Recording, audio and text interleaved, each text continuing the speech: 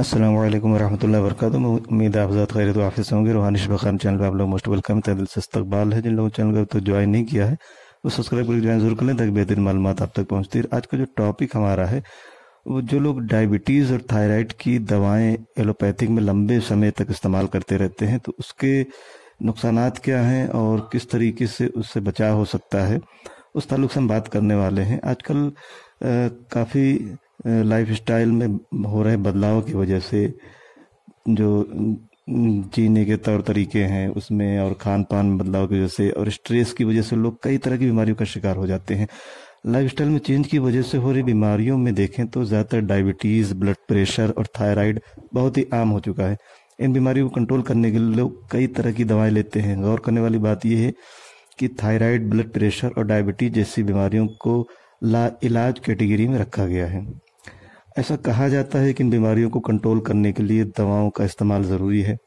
जो लोग ऐसा सोचते हैं तो उनको होशियार होने की ज़रूरत है। जिन दवाओं का इस्तेमाल किया जाता है बीमारियों को ठीक करने के लिए वो तबीयत को और बिगाड़ सकते हैं। लंबे समय तक ब्लड प्रेशर, डायबिटीज़ और थायराइड जैसी बीमारियों का इस्तेमाल करने से दवाओं का सेहत को बहुत ज़्यादा नुकसान पहुंच सकता है। इसके लिए जानकारी होना बेहद ज़रूरी है क्योंकि जो एलोपैथिक दवाएं होती हैं ये गर्म होती हैं।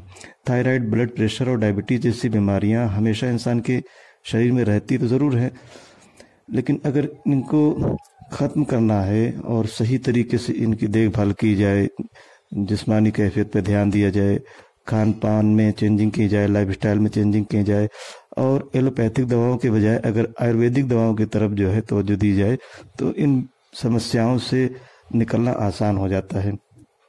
इन बीमारियों से बचाव के लिए मरीज को ताउम्र दवाओं का इस्तेमाल करना पड़ता है। एलोपैथिक में ये सिस्टम है। हालांकि इसकी डोज जो होती है वो मरीज की बीमारी पर निर्भर होती है। एक्सपर्ट के मुताबिक अगर माने तो इन बीमारियों में दवाओं का इस्तेमाल करते वक्त डॉक्टर से सलाह ज़रूर लेना चाहिए। अगर कोई मरीज बिना किसी डॉक्टरी सलाह के दवा का इस्तेमाल लंबे वक्त तक करता है तो कई बीमारियों की वजह बन सकता है। इसलिए ज़रूरी है टाइम टू टाइम डॉक्टर से सलाह ले लेना चाहिए और फिर दवाओं का इस्तेमाल करना चाहिए।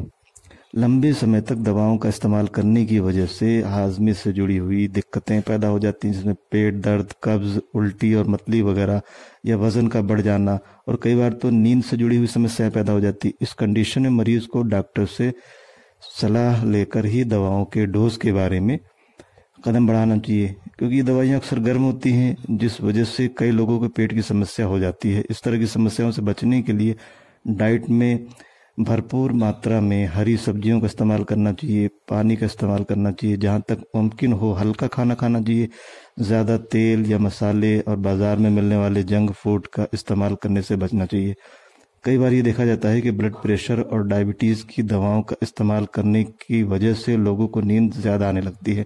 नींद की समस्या से बचने के लिए फिजिकल वर्कआउट को बढ़ाना चाहिए।